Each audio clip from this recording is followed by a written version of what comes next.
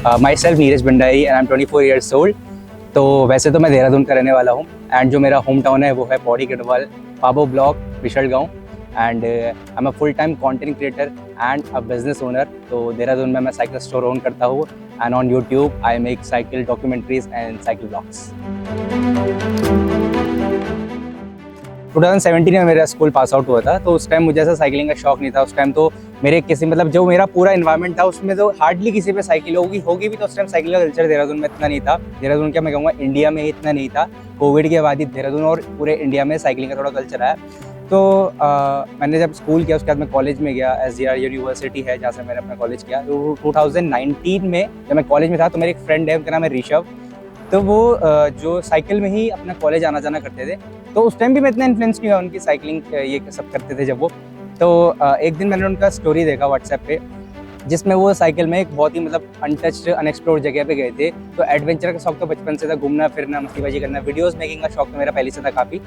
तो फिर मैं उस चीज़ से ऐसा इन्फ्लुएंस हुआ कि मतलब नेक्स्ट डे मैंने अपने पापा को बोला पापा मुझे साइकिल चाहिए। तो पापा को भी साइकिल का बड़ा शौक था। My father was in army, तो वहाँ काफ़ी साइकिलिंग वगैरह होती थी। तो पापा ने कहा चलो ले लेते हैं क्योंकि घर की पहली साइकिल होगी और काफ़ी मतलब उसमें आना जाना करेंगे, काफ़ी उसका पैसा भी बचता है अगर आप साइकिल यूज़ करते हो। एज अ फिटनेस भी आपकी इंप्रूव होती है। तो हमने साइकिल ली उसके बाद एंड ऐसा कुछ बना हमारा कि मैं साइकिल में नॉर्मल आसपास घूमने वगैरह गया, तो उसको मैं उसकी डॉक्यूमेंट्रीज भी करने लगे बेसिकली। मतलब मेरे में और बाकी साइकिलिंग वालों में डिफरेंस ये रहेगा कि बाकी लोग साइकिलिंग करते थे, मैं साइकिल के साथ उसको डॉक्यूमेंट भी करता था और बहुत ही अच्छे वे में डॉक्यूमेंट करता था। क्योंकि मुझे बचपन से 7th क्लास से वीडियोस बनाने का शौक था। छोटे से फ़ोन से वगैरह वीडियो बनाता था, एक लैपटॉप था उसमें एडिटिंग वगैरह करता था। तो ऐसा सिलसिला चालू हुआ और मैं इंस्टाग्राम वगैरह में छोटी छोटी वीडियोस डालता था, तो लोगों को काफ़ी पसंद आता था वो सब चीज़ें।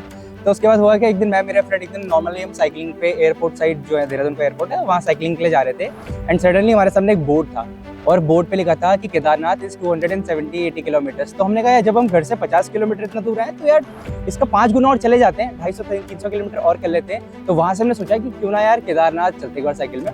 तो फिर अक्टूबर 2020 में हम लोगों ने प्लान बनाया कि हम लोग केदारनाथ जाएंगे एंड बद्रीनाथ जाएंगे। और वहाँ पे कोई हमारा कोई नोन नहीं था जिसने कभी ऐसे ट्रैवल किया होगा बट हमारे नोन में नहीं था।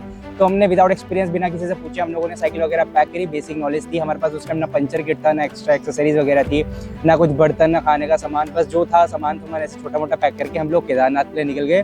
और वहाँ से फिर वो 13 दिन का हमारा जर्नी था केदारनाथ और बद्रीनाथ का।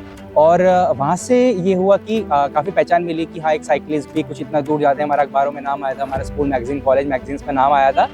और वहाँ से फिर मैं उस टाइम में ब्लॉगिंग नहीं करता था बट मैंने उसका शॉर्ट फॉर्म कंटेंट बनाया था, लाइक 2-3 मिनट्स का वीडियो। अपने 13 दिन की जो जर्नी थी उसको 2-3 मिनट के एक रॉ फॉर्म में मैंने उसको इंस्टाग्राम यूट्यूब पे पुट किया। तो वहाँ पे लोगों के काफ़ी कमेंट्स है कि नीरज जी आपकी 13 दिन की मेहनत हम 2-3 मिनट में नहीं देख सकते। हमको जानना है कि आपने 13 दिन जो साइकिल चलाई वो कैसे चलाई, वो क्या क्या प्रॉब्लम्स आई, हम भी जानना चाहते हैं क्योंकि लोगों के लिए नया था कुछ यूट्यूब पे देखना और मेरे लिए भी कुछ नया था। तो वहाँ से मुझे आइडिया आया कि क्यों ना जो मैं अगर साइकिल पर इतनी मेहनत कर रहा हूँ, पूरे दिन साइकिल चला रहा हूँ, तो उसको एक अच्छे से लंबे फॉर्मेट में यूट्यूब पर डाला जाए। तो वहाँ से 2020 के एंड से फिर मेरा ये जो ब्लॉगिंग का कॉन्सेप्ट है ये स्टार्ट हुआ।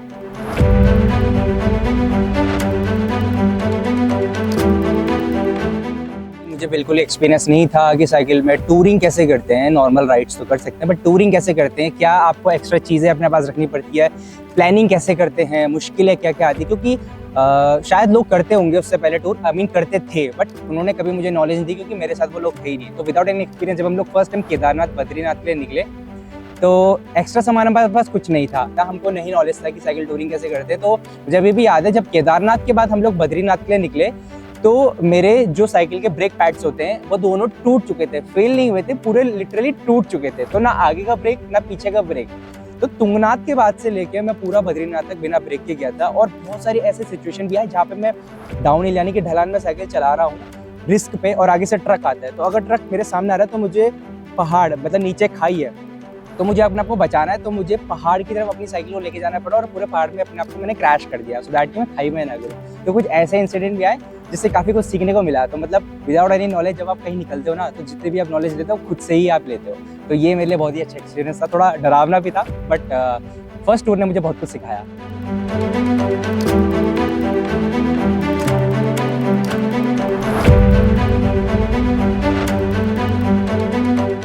मैं वो अपने वीडियोस और अपने डॉक्यूमेंट्रीज में वो पार्ट नहीं दिखाता जहाँ पे मैं सफ़र कर रहा हूँ।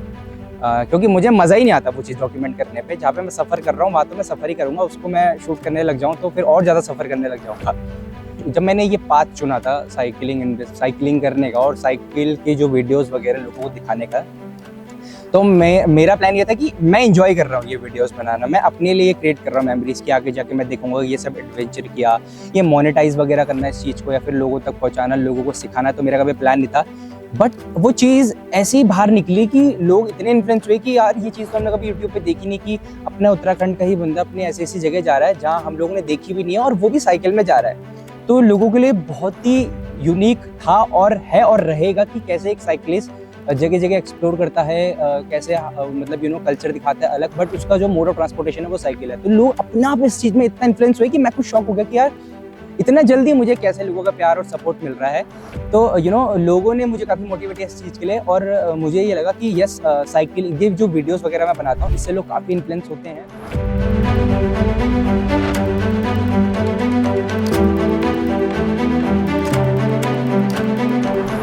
कि कोविड से पहले साइकिलिंग को लोग चलाते थे तो मजबूरी में चलाते थे कि यार अभी गाड़ी नहीं है तो अब साइकिल चलानी पड़ेगी, यार शर्म आ रही लोगों को साइकिल चलाने में। लिटरली पहले ऐसा था इंडिया में, बट कोविड के बाद हुआ कि साइकिल का कल्चर पूरे इंडिया में इतना ज़्यादा बढ़ा कि आज की डेट पे जिन पे गाड़ी भी है वो भी सोचता है कि साइकिल पे कम्यूट करें। सुबह वॉक और जॉगिंग करने के बजाय लोग अब साइकिल को यूज़ कर रहे हैं। और साइकिल भी बहुत अच्छा स्पोर्ट है, कॉन्टैक्ट लेस स्पोर्ट है, क्योंकि कोविड में आप कॉन्टैक्ट में नहीं रह सकते थे, तो कॉन्टैक्ट लेस स्पोर्ट था। अपने फ्रेंड्स के साथ जा रहे हो बट आप एक दूसरे के कॉन्टैक्ट में नहीं हो पर साथ में ही हो, और आप इंजॉय कर रहे हो और आपकी फिटनेस ऑटोमेटिक बढ़ रही है।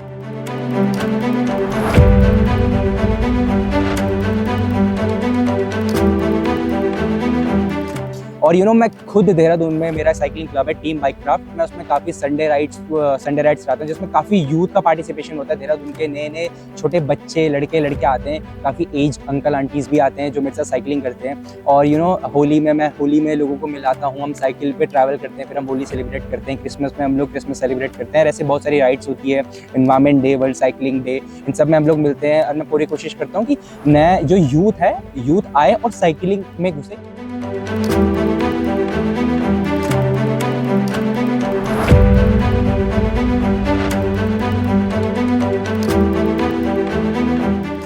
मेरा प्लान था और मेरा प्लान है कि मैं अपना पूरा उत्तराखंड एक कोना एक्सप्लोर करूं, क्योंकि अगर आपको घूमना है तो उत्तराखंड में इतना कुछ है कि आपको घूमते घूमते कई साल लग जाएंगे, फिर भी आप पूरा उत्तराखंड नहीं घूम पाओगे। तो उसके बाद मैंने प्लान किया क्यों ना हनोल लाखामंडल चलते हैं जो हमारे देहरादून के नियर बाय है।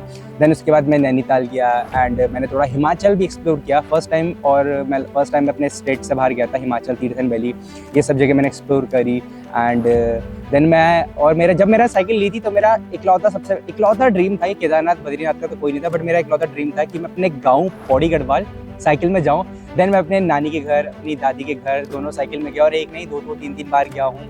और फिर दोबारा 2021 में मैंने 4 धाम अकेले करने का प्लान किया। तो उत्तराखंड के 4 धाम है हमारे, यमुनोत्री, गंगोत्री, केदारनाथ, बद्रीनाथ, ये भी मैंने अकेले साइकिल में किया। तो मेरा पूरा 30 दिन का जर्नी था, और इस बीच मैं तुंगनाथ भी गया और मैं रुद्रनाथ भी गया। एंड इन 30 दिन की जर्नी ने मुझे बहुत कुछ सिखाया। मैं बारिश से जूझा, मैं 4-5 दिन तक एक गांव में बीमार पड़ा था जहाँ मेरे दोस्त ने मेरी केयर करी। उसके बाद धूप, बारिश, अकेले साइकिल ले जाना, ठंड में फंसना, रात भर साइकिल चलाना, ये 30 दिन की जो जर्नी थी मेरी 4 धाम की, ये मेरे लिए बहुत ही टफ थी और बहुत ही चैलेंजिंग थी। उस बीच मैं केदारनाथ तक पूरी साइकिल लेके गया, और उसके बाद ये नहीं रहा तो मैं तुंगनाथ मंदिर तक साइकिल लेके गया, और तुंगनाथ के बाद मैं चंद्रशिला टॉप तक भी अपनी पूरी साइकिल लेके गया था। ये सब मेरे यूट्यूब चैनल पे भी आपको देखने को मिल जाएगा। तो ये वाली जर्नी थी मेरी, बहुत टफ थी। और फर्दर मैं अभी बहुत लोग मुझसे पूछते हैं कि नीरज आप लेह लद्दाख क्यों नहीं जाना चाहते, कश्मीर से कन्याकुमारी क्यों नहीं जाना चाहते, आप इंटरनेशनल ट्रैवल क्यों नहीं करना चाहते। तो मेरा यही प्लान है। अभी मैं उत्तराखंडी हूँ और मैं खुद अभी उत्तराखंड के बारे में इतना नहीं जानता जो मुझे जानना चाहिए।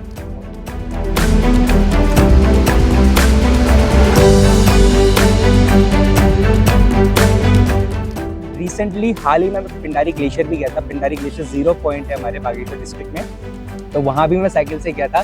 तो ऐसी ही बहुत सारी वैलीज़ है, जोहार वैलीज़ है, यहाँ पे आपकी दारमा वैली है, बहुत सारी वैलीज़ है मैं डिस्कवर करना चाहता हूँ। तो अभी तो मैं पूरा उत्तराखंड ही घूमना चाहता हूँ बेसिकली।